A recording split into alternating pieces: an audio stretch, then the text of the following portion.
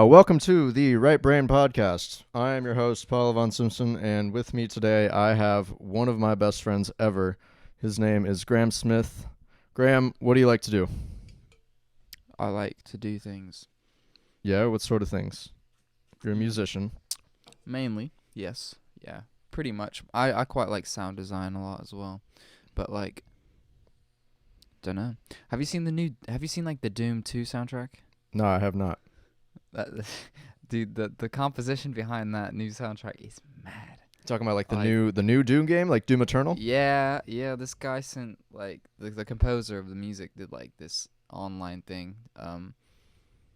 My friend was showing me today, and it's like an hour-long lecture of how he made the music. Essentially, it's kind of like an ego stroke through the entire thing. But then he goes into like the actual sounds itself. He sends like a sine wave through essentially a shit ton of distortions and compressions, and then the kind of sound he creates just from like 4 chains of like effects loops essentially. It's kind of mad. Interesting. Yeah. Okay, so where are you based right now? You're in England, right? No, I'm living in Norwich most of the time when I go to uni, and London when I'm with my family. All right, solid.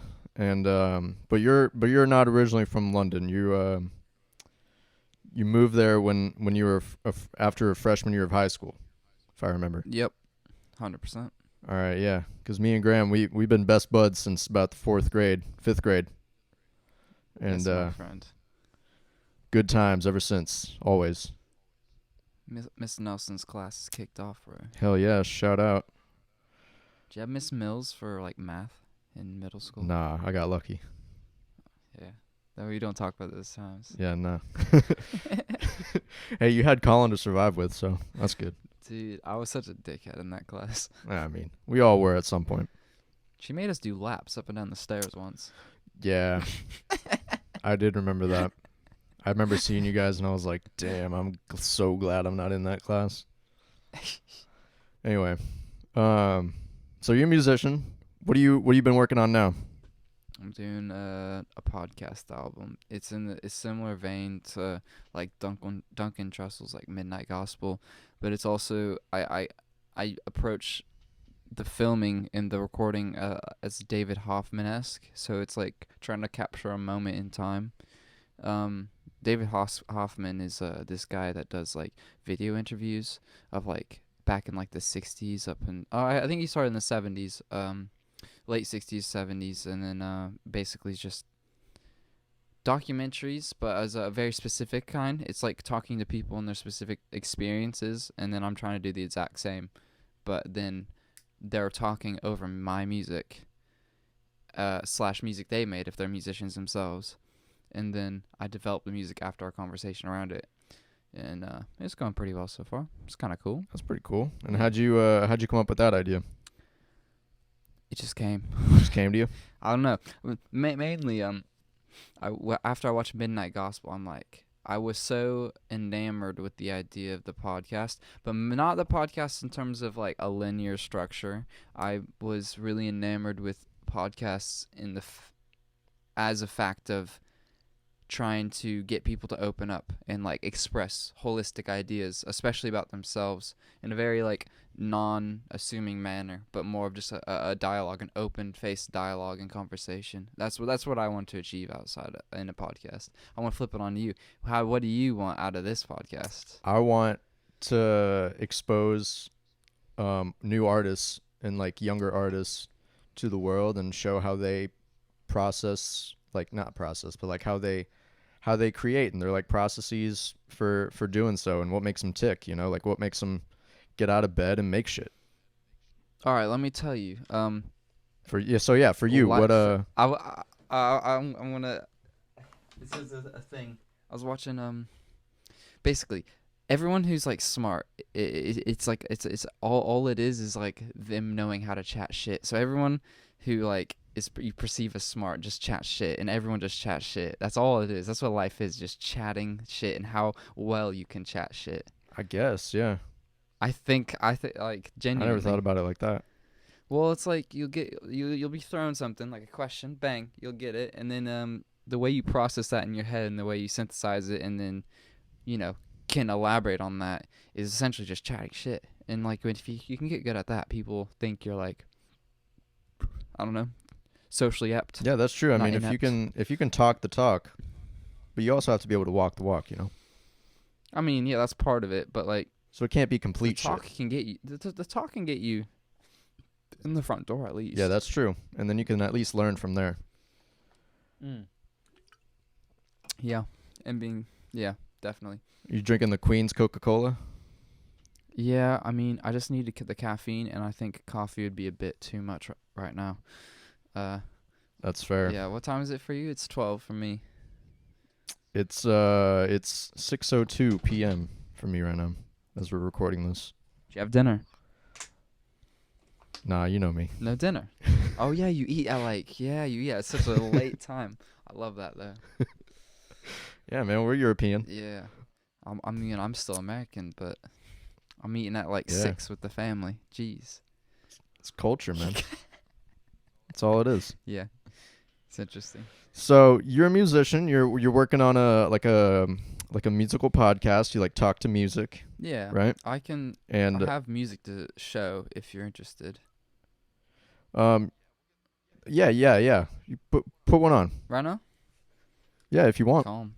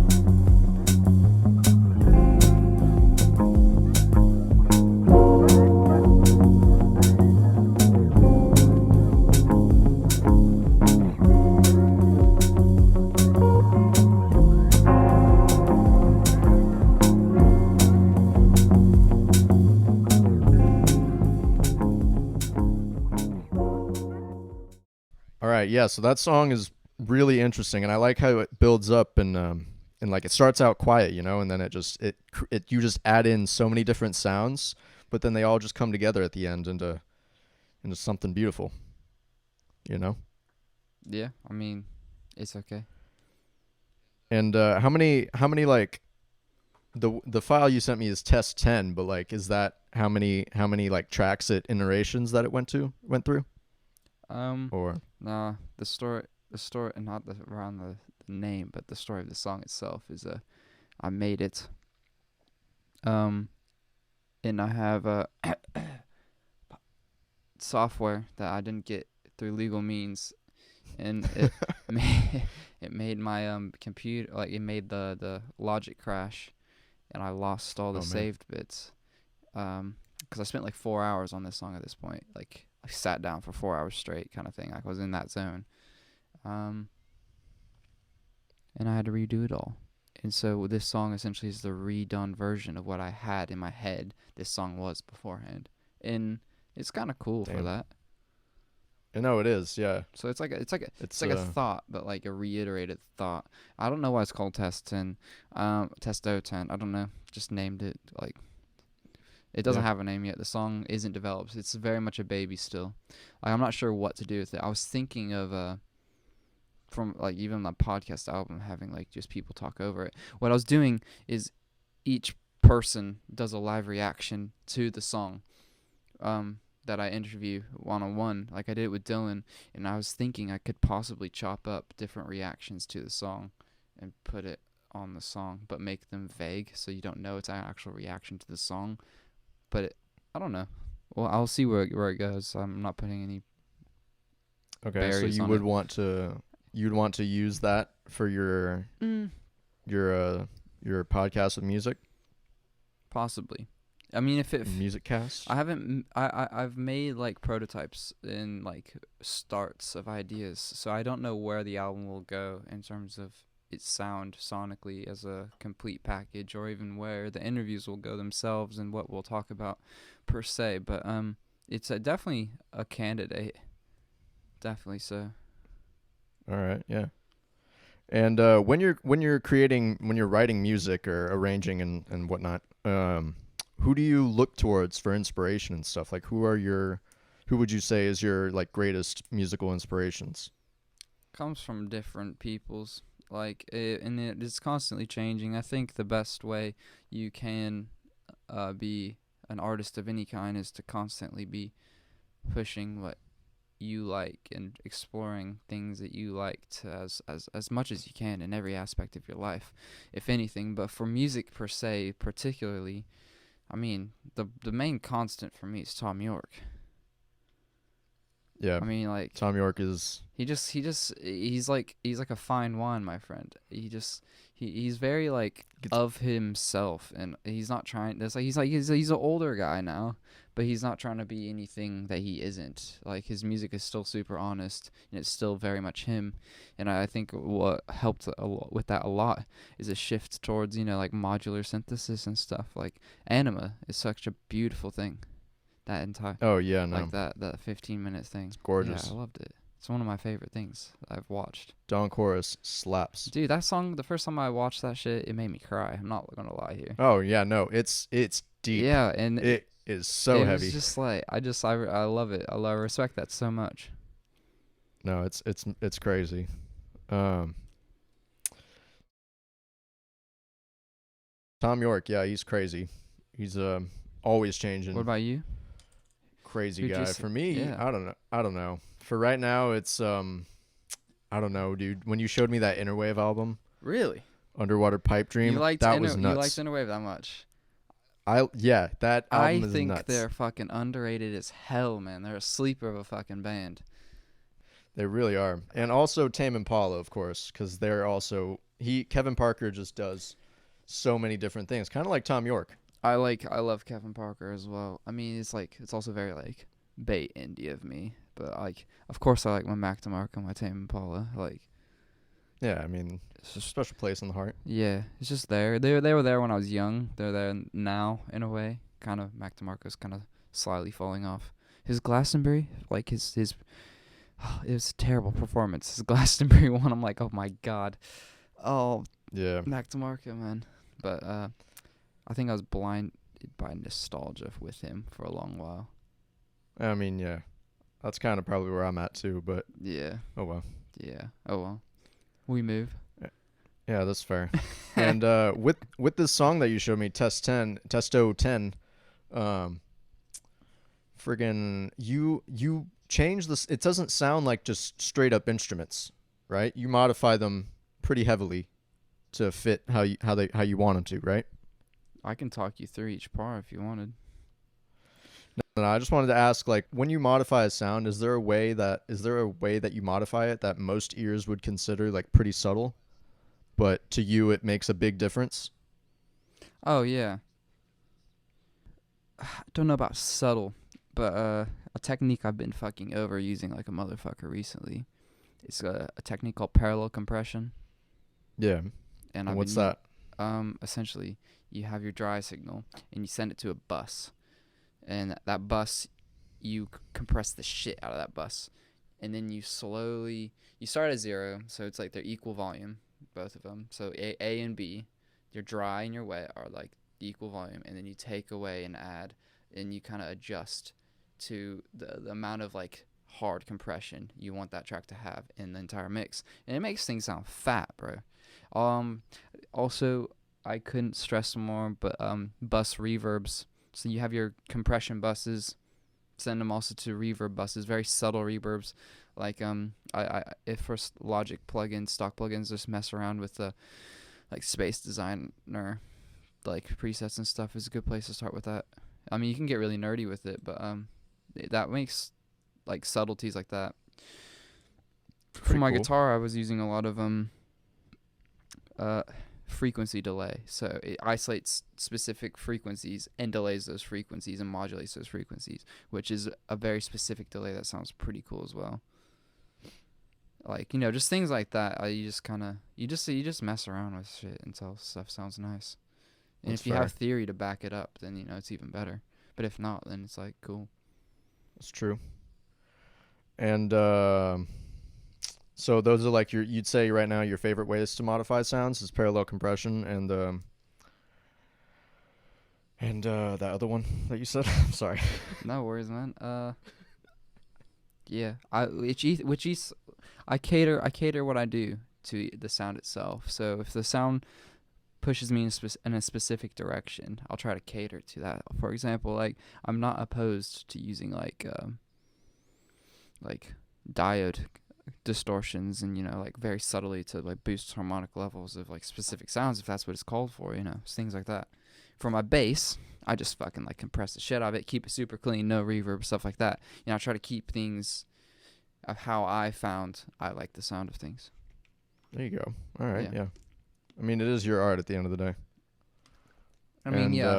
Yeah. When you like say you create a song or a piece or something, and you don't really like it at all, and it just turns out not to be what you wanted it to be. Do you keep it? Do you change it into something else? Do you keep it in the vault to work on it later? What do you do with things like that? My friend, you're asking me a question that no one has the answer to, because I've got like at least like 100 projects that I have over this last year even that I just don't think they're worth developing. 2, I don't have an idea for development, or 3, I just think I have like different categorizations of folders into my computer, and if I create a song and I feel like it has potential, I'll put it in like I call it the Good Boys folder, and that's those I'll come back to like to try and like make better. And then I have the let's look what that's called. And then I have like the aborted children. So like if a song's really bad, I just yuck it in that. And so like if I ever want to give anyone anything that I have, like completely just take it. Like I can just go into the aborted children and I have no attachments to these songs. I can just give them away. Fair. I mean, it's a good system. And then I've got like different other things. Like I have a sound category of like a folder full of just like random sounds I've made that I could then use later for other things. I just have this big pool of shit that's really unorganized and it's just there, and I have a lot of it, and most of it will never be heard by people unless I take the conscious effort to compose and make something that would be a package for people to listen to. That's fair. The reality is that they're not, so. It's a better system than me right now. I mean, I just started producing music, and I don't even have a system like that yet. So I might take that little idea for you, that little nugget of information. I mean, it works, but I never go into the aborted children's thing. Like those songs, some of them could have potential, but the fact that they're there means I just don't really will look at them. Speaking of which, now I kind of want to look at them, but I don't know. I think as you consistently evolve, you always think your last thing's shit, even if it isn't. It sometimes takes a third party to tell you it's not shit for you to believe it yourself. Yeah. 'Cause I hate everything I create, and I think most people are like that anyway, though. Yeah, I think most people are like that until they find something that for them is truly good, but I think that takes a lot of time and patience and practice. You have to develop an arrogance, and that's not saying arrogance as a bad way. You have to just develop um a sort of like disposition, like very, this is my art, this is what I want it to be, this is what I'm doing. And if you have any sort of anxieties around your music itself, well, you could just be in your own head, like it doesn't even have to be external like resistance against it. It's just you feel anxious about it anyway. Because in my opinion, for me at least, the music I create and the art that I have is very much like a tap into like the kind of, it just sound like cliche as fuck. It's like a tap into my soul. Like it's an extension of self, and Oh to yeah. be to have to see or even think about the rejection of that, it's like a rejection of self. And like it's, you have to be in a very assured place in your head to then share that with people, I think. I agree. It's Just it's very vulnerable. it's extremely so, especially for me. I don't like it. I really don't like it. Yeah. I mean, that's it's the price of art, I guess. I don't know. I don't know. It's just for me personally. I think art for other people means different things, and you can make it mean something else. I've just conditioned myself to have this weird feeling of it. I don't know why. Just how it's developed. That's fair.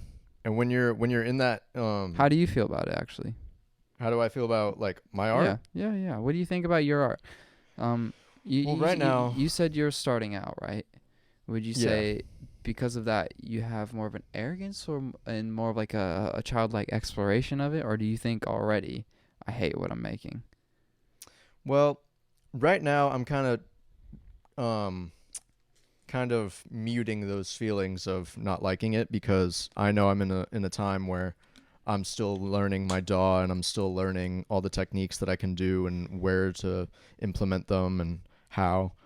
So I am creating now just to get better and not really just to, and if something sounds exceptionally good to me, then I'll keep it and keep it in mind where where it's good and I can maybe do something with it, you know, but for right now most of my pieces are just for practice and to get better. I think that's a very healthy way of approaching it. I genuinely think so. Yeah, I mean, cuz if I don't like everything that I'm creating, I know right now that I'm just starting out, so there's no point. If I didn't like it, I wouldn't progress. You don't want to get caught up in your own bullshit. Yeah, That's a lot of exactly. it. Yeah. Perspective. And yeah, it's all about perspective. What is when you get into that like headspace that you want to like put part of your soul onto the computer and make it into a track. What does that look like? What do you do before? What do you do after? Like It's never premeditated, my friend. It it just comes just to you? the I have what a lot of the time will happen is I'll feel this thing building up, and I just feel like I need to do something to break that outlet. And for me, the best form of expression for me that I've found is music, because that's probably the thing that I've spent the most time refining. Because I don't know how to do any other arts. I can't draw, can't paint, things like that. I can textiles a bit, but like what I'm drawn to every time I have that urge, it just kind of pours out and all in one go usually, and that's what my first big idea is. Like the song I showed you, that was, I mean, I spent a good 6 hours on it at least, but that was also because the first 4 hours when I first made the song got deleted, Yeah, but then you got all that practice, so then it was also fresh in and your then I got mind. all that practice.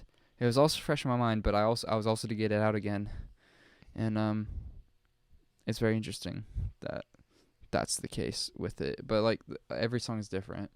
Most of it though for me is like one big rush. Sometimes I'll force myself to fuck around with like my software, because I'm like, oh, you haven't done music in a while, Graham. Just do something, make a sound. So I'll go, and then I'll like start messing around with like, I've been making a lot of like house music, Yeah. kind of like, yeah. So like I've been fucking around with that. That's not serious for me, but it's just practice, and I'm like trying things like ghost notes and like more like syncopated rhythms, and also even like swung rhythms. Like I'm trying to get more better MIDI percussion, and then so that will influence when I then go and make a serious song, for example. No, yeah, that's kind of where I'm at too. I feel like it's similar approaches. We're always evolving. Yeah, It's gotta it's be. true. Never stop learning. It's the main thing. That is facts.